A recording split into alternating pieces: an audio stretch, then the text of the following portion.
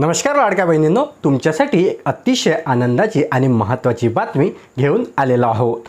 अनेक दिवसांपासून ज्या महिला मे महिन्याच्या हप्त्याची वाट पाहत होत्या त्या मुख्यमंत्री माझी लाडकी बहीण योजनेच्या मे 2026च्या हप्त्याबाबत मोठी अपडेट समोर आलेली आहे।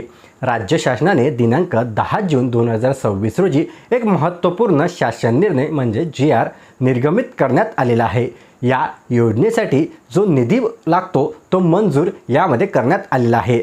त्यामुळे आता पात्र महिलांच्या खात्यावरती लवकरच 1500 रुपयाचा हप्ता जमा होण्याचा जो मार्ग आहे तो मोकळा झालेला आहे।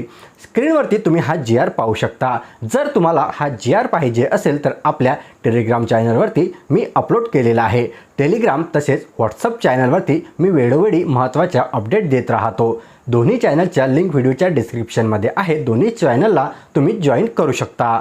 चला तर मग या शासन निर्णयामध्ये नेमके काय नमूद करण्यात आलेले आहे अगदी सोप्या भाषेत समजून घेऊया। शासन निर्णयानुसार मुख्यमंत्री माझी लाडकी बहीण योजनेसाठी मे 2026 महिन्याचा आर्थिक लाभ वितरण करण्यासाठी 344.74 कोटी रुपयांचा निधी मंजूर करण्यात आलेला आहे।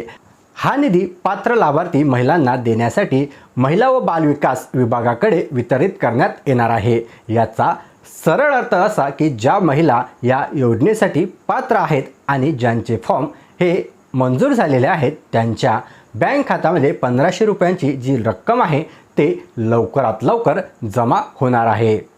महिला व बालविकास मंत्री अदिती तटकरे यांच्याकडून लवकरच निधी वितरण करण्याची जी अधिकृत तारीख आहे ते जारी केल्यात जाऊ शकते।